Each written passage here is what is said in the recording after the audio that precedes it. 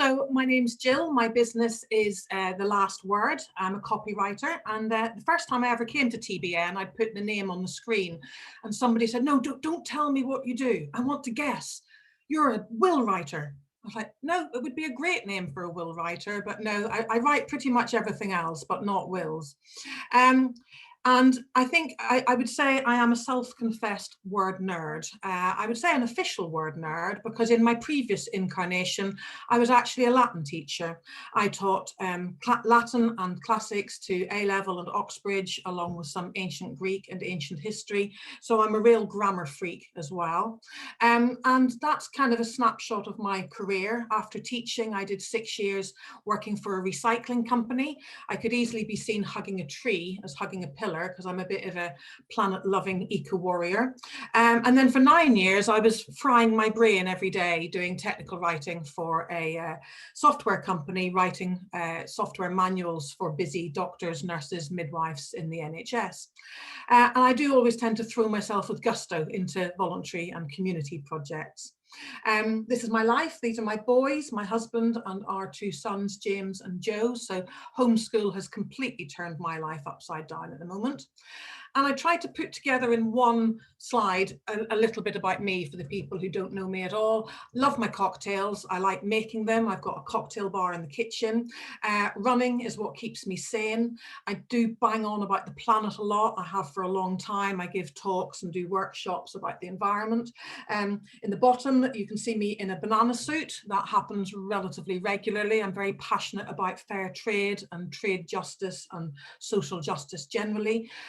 The rocks were my hobby during the first lockdowns. I painted some with Mr. Men and Pac-Man and the Ghosts, but those were all Dr. Seuss quotes, and I hid them around the village for children and parents to find when they were out on their walks. I do love a party, and I've really missed not being able to go to a festival this year, so looking forward to when we can do all of those things again. But I thought about what type of presentation to do, and I love the variety we get at TBN, but I often think the ones I value are where I can take something away and apply it in my world. So I thought I would talk a little bit about writing and start about some of the reasons maybe why you don't do some of the writing. For some of you, it will just be about time. You haven't got an issue with doing the writing, but you're concentrating on doing whatever it is that you do in the business. For other people, it'll all be about fear. You feel like you're put on the spot back in English class. You maybe think your grammar is going to let you down, or you're really willing to have a go at the writing, but you just sit there and the words don't come. It just doesn't flow. You don't know where to start. So I thought, definitely no point writing nonsense. You know, if your About Us page is really dull, you'd probably be better off just not having one.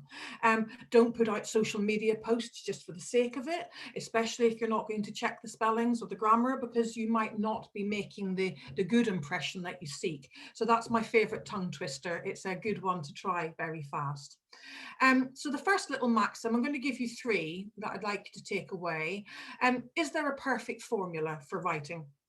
Well, I think there is. I've done a mathematical formula. What squared and a who and a how. What are you trying to say? Who are you saying it to? How do you want them to feel? And what do you want them to do? And that's whether it's a website or a blog or a newsletter or a bio, and whatever it is you want them to do. Come to your webinar, subscribe to your newsletter, buy your service, etc. So we talk a lot in marketing about FAB statements, the features, the advantages and the benefits of what you have to offer. But actually features can be a bit boring. So often it's a good idea to put the benefit first. How are you going to help people? How is it going to make a difference to their life?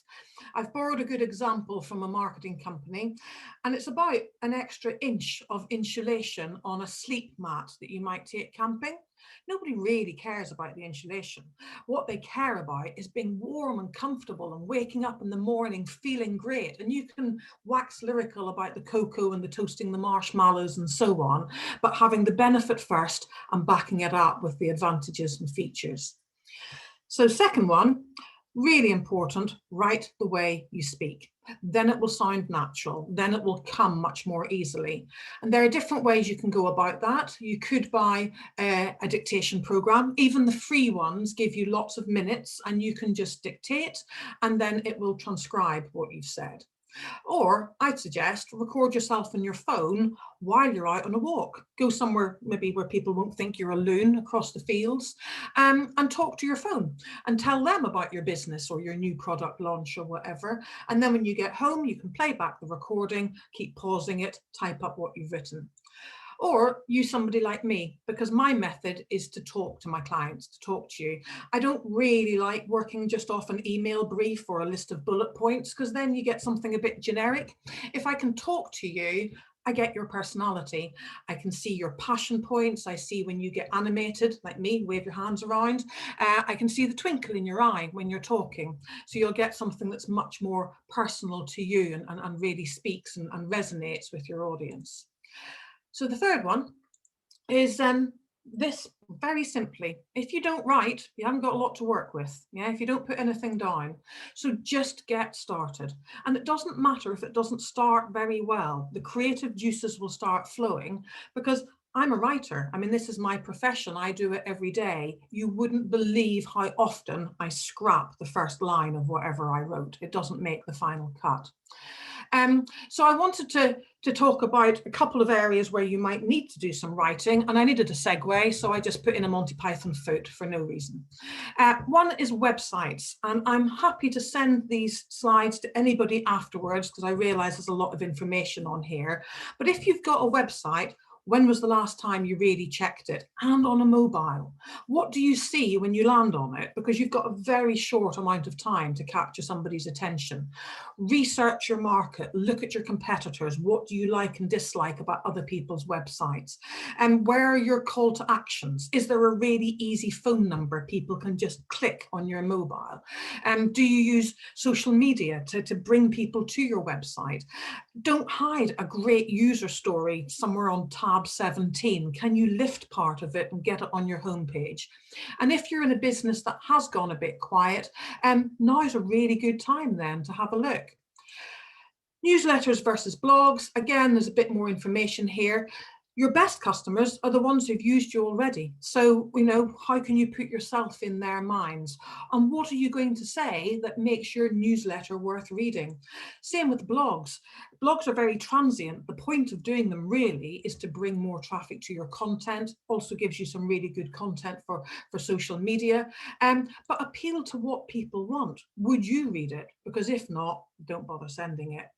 I can easily put my details into the chat if anybody wants to get in touch. I just thought I would leave you with one of my favorite Dr. Seuss quotes. Whatever you're writing, you want it to be memorable. You want people to remember you so that when they need a lawyer or they need a graphic designer or they need whatever it is that you offer, that they remember you and they come back to you. So I'll leave you with some Dr. Seuss, and thank you very much.